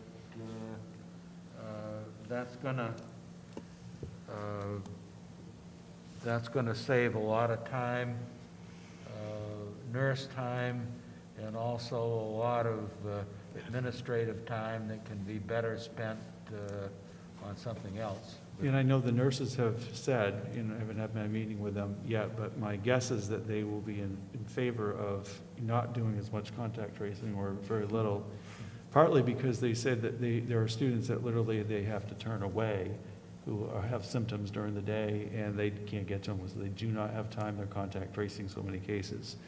And so I think if we focused more on prevention instead of contact tracing is not necessarily prevention. I think the CDC's made that clear at this point, is that we're quarantining probably too many kids and putting too many kids out. If we could focus on the kids who become symptomatic at school and the nurses can really assess and spend that time with individual kids, that is where we're going to get probably the most mileage out of this. And so I think there is a general, I don't want to speak for the nurses at this point without meeting with them, but I get the sense from them that this would be a much more clinical way of dealing with this than the management, which is kind of like chasing your tail sometimes with these cases. So unless something comes up in the next day, and God knows with the state, they could turn around to the CDC and do something else, or we get some infection from Mars. But those being the case, then it sounds like you have a sense here that if it's what your other folks are saying, that do it as soon as possible. Yeah, I think that with the contact tracing too, and some people, I just want to, this is a question I've gotten from parents directly, pool testing's making it worse, or a comment I've gotten from parents. Pool testing's making it worse because we're getting all these positive pools, and then you have to contact trace, and then kids are getting put out. With the new SOP, that was one of the concerns that we raised with the state. And they said, no, that's not what we want anymore. We're stopping that. If you have a positive pool, you test again like you're supposed to, but only the student who is positive goes out. Everybody else is in, as long as you have a universal masking procedure in place. Then you don't have to contact trace. You don't have to quarantine anyone else when you have a positive pool. So I think that was the message that we got today. Yeah, and I think medically that makes sense, because with vaccines, it's so hard to determine who's actually going to get sick. Before, without vaccines, without mitigation, you were in contact, your likelihood was really, really high. Now with vaccines and masks, if you are in contact with someone in COVID, the likelihood of transmission has dropped dramatically. So I think it sounds very reasonable in my mind to not spend energy doing that anymore. Tom, you had a question. Oh, yeah, thanks, Kevin.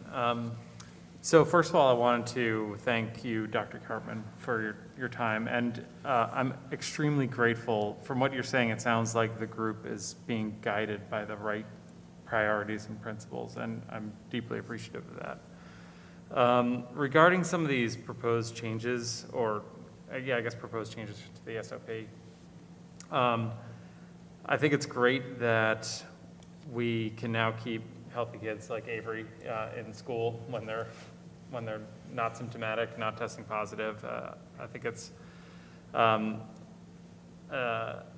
perhaps too cautious to keep them at home, and there are costs to that.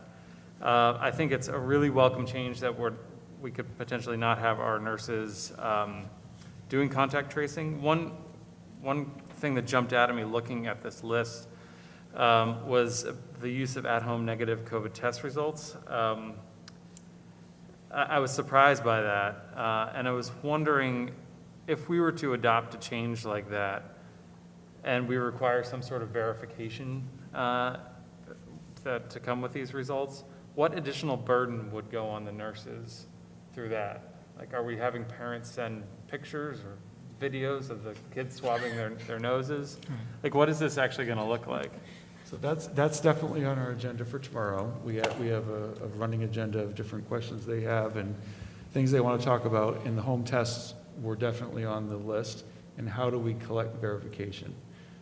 You know, it's kind of like when my daughter went back to school, this week, she had to take a picture and send it to her coach at school in order to be verified that her negative test, so she had to take a picture of it. So I think those are the things we'll be talking about. I think they're very concerned about the additional documentation and how much work. I think it's swapping one for the other, but, and we don't know right now what the extent of that would be. Go ahead, Madison.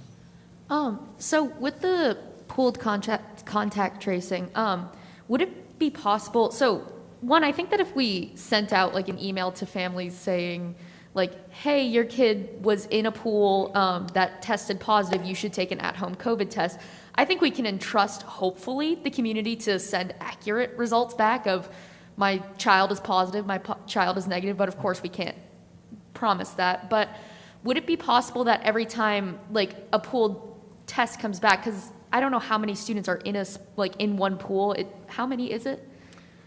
You can't have more than 20 students, so anywhere up to 20. So then if a pool comes back positive, just emailing all 20 of those families saying, hey, your child's pool came back positive, take a quick at-home test. If it comes back negative or positive, please send us a picture, just to kind of prove, or go get a test from wherever, Walgreens, wherever, just to kind of prove that your child is negative, and then that might be a different metric. I know that my family has never been contacted when we have been close to people, or when we have had people in our classrooms sitting next to us sometimes and stuff like that, so.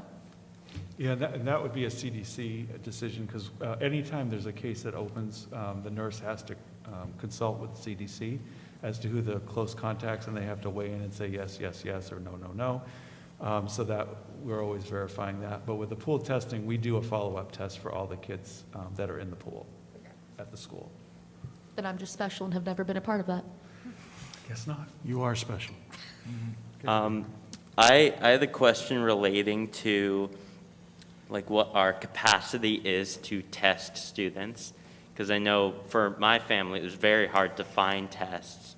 We had to go all the way to Gorham to get them at the Walgreens there. So I was wondering,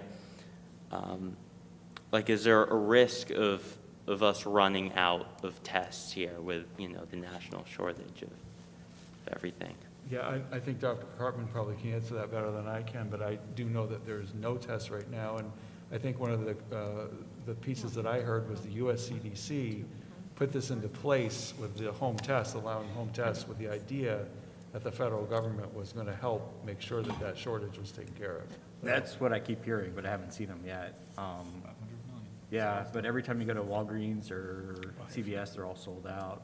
You have to remember, too, they're expensive, and it causes a financial hardship for a lot of families. They're, what, $10 a piece? $12.50. 25 for two. 25. Yeah. So it really is burdensome to a lot of families. It's cost prohibitive to do serial testing. It's great if you trust people. The pool tests are reasonably good.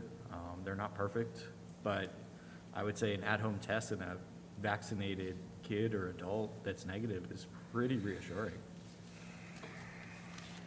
I mean, it gets to the point where, like in preschool, it's the honor system. If your child doesn't have a fever within 24 hours, you're not sending them to school on medicine. I think we're going to have to get to that point where we have to instill trust in the adults that are taking care of the kids that are submitting them to school.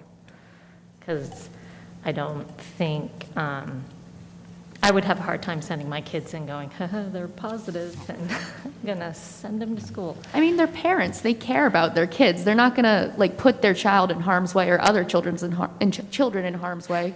I'm not a parent, but many of you are. I'm sure you wouldn't purposefully send your kid to school to get other kids sick, and you wouldn't want anyone else to send their kid to school to get other kids sick. So I think that there will soon be a point where trust is inevitable.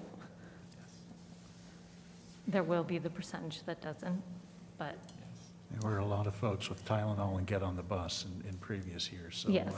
my trust requires verification. And I think that gets back also, just reminding me that it is important that the nurses are free of contact tracing so much so that they can focus on when a teacher sends a student down to the nurse's office because they have symptoms, and teachers have been picking up on that all year long. The nurses have to be available to assess a student that has symptoms. And right now, sometimes they're waiting in line. So how do we get there, Jeff? What do you need from us? We need to stop contact tracing. So do you need that from Basically. us, or Need a is that a motion? decision? I think he can do it from- without us. I think from we can you do it. tomorrow, right? Yeah, I think it's really the nurses and the leadership team and just getting to that point of having that Okay. conversation. Today, we needed to verify everything with the state through our meetings, which we did. And then our next step is to figure out locally, how do we do this? So, and, you know, we need to take the burden off of basically our students, our staff, our nurses, and start doing things that make sense. I do think this SOP makes more sense, keeps more kids in school. It releases our nurses from having to do things that they shouldn't be doing necessarily at our management, getting them back to the clinical, which is what they're trained to do, and assessing kids with symptoms. And I think that's how we're going to really be in a better place. Can we also look into what it would take to get a bulk order of KN95s as well for any staff who want it? Yep, we asked the state today, would the state be providing those, because they did provide face masks a year ago, a huge bulk. We bought, I don't know how many, 10,000 at one point. And we didn't buy them, we just got them. We ordered them. So that is something they said they were looking into, as to whether or not the state will provide a batch of these, because they are recommending what Dr. Cartman is wearing right now. Yeah, and perhaps it's time to start looking at this more as a micro level as opposed to a macro level, and to have you have your captain of the ship, but little lifeboats, and each little lifeboat is a pool, and that the administrator of these little pools can actually go down to the teacher level. It doesn't necessarily need to be a nursing level decision anymore to track these things. It's a lot easier to track 20 kids in your pool than it is to track 500 kids in a big school. So perhaps just bringing it down a little bit makes a little bit more sense. The other thing I wanted to bring up that we've been talking, well, at work we've been talking a little bit about this, is just because you're asymptomatic at day 5, not everyone will stop shedding virus at day 5. And there are still opportunities to spread virus even though you're feeling okay in certain individuals. And the biggest risk is probably going to be eating. So those people who are positive, day 5, resolving, perhaps they do need the full 10 before they're unmasked. And that kind of goes with the guidelines to say you're always masked around other people. So that might be an opportunity of spread that we should look into as well. So whether those students still aren't in big unmasked situations until their full 10 days is up for the guidelines. You're talking about a kid that tested positive? Correct. So they've tested positive, they're back on day 5. The recommendations are they stay masked until day 10. But to take them into a big lunchroom, unmask them, let them eat around a bunch of friends might be, not without risk.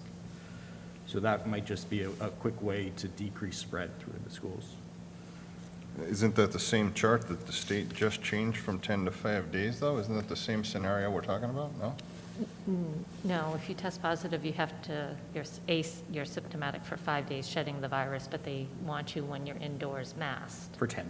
For 10 days. Masked So for 10 and he's days. saying if a child sitting next, that just got off the 5-day, could still be shedding the virus as eating next to another child with the mask off. Like, you're supposed to have the mask off indoors. So I want those kids back in school on day 5. Right. 100% they should be back if they're getting better. Unless you have a negative test, there's still a slight possibility that they're shedding virus for a few more days. So we need to keep them in school, but keep them masked away. And then when they unmask, they need to be away from other kids. Have a lunch plan. Specifically, you're just talking about eating. Just in general, the guidelines said they should be masked around other people for 10 days. Right. That's what the chart says already, right? 10 Yep. days? Yep. Yep.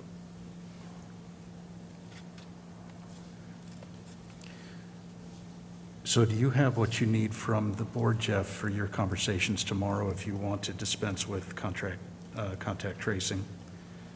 Yeah, this is very helpful. Okay. Yep, very helpful. I mean, I think the messaging we're trying to hopefully send out is that we're reducing, if not getting rid of, contact tracing in most cases. We're talking about the importance of pooled testing because, and I know that with vaccination numbers climbing, which is great, which is what we want to see, obviously, in helping people feel like they're comfortable and safe in school, pooled testing is a weekly free test. I mean, I do it. I know it. 60-something% of our kids and staff right now are involved in it. It gives you that weekly, hey, am I good or not, with COVID. And it's just, I would encourage it only because it's a great dipstick for everybody. It's a great marker. And I think those are the kind of things we just want to push and encourage. I think the point is to keep kids in school, and the state was getting tons of complaints. I was getting a lot of complaints. There's too many kids out. They're out, over and over again, and it's very disruptive. Classrooms are being disrupted. Learning's being disrupted. So I think that the more that we can move away from that, and move towards some things that make more sense, I think the new SOP guidelines are moving in the right direction. That's the way I feel. I don't know, and Dr. Cartman, I think, sounds like you agree with that as well. I think our nurses largely agree. I don't want to speak for them, but just on the face, they seem like some good improvements. I think we have worries. Sorry, just out of curiosity, what is the hesitation of a parent not wanting to do pool testing? Like, I mean, 60%. It's just philosophical, just Okay. a testing piece. Any child testing, especially if they're testing on their own, which Yeah. they are, putting something in your nose, Yeah. but it's small, it's not big, it's not, Right. But it's just, I think it's always a worry that just people have that's their parenting philosophy is. I was just wondering if there was like a baseline of what people are saying that they're not comfortable with. No, it's really just, I think, more against, not against, but not in favor of testing in schools or whatnot, Okay. having their children tested in school. Did pool testing happen today? Pool testing happens for Mabel Wilson in high school on Mondays and then 4-8 on Tuesdays. Was there any uptick in positive pools? We won't know until Wednesday or Thursday. Until Wednesday. Oh, okay. Yeah, It's like a Wednesday two-day. usually for the Monday group, Thursday for the Tuesday group. That will be interesting results. It will be interesting to find out. Yeah. Yep.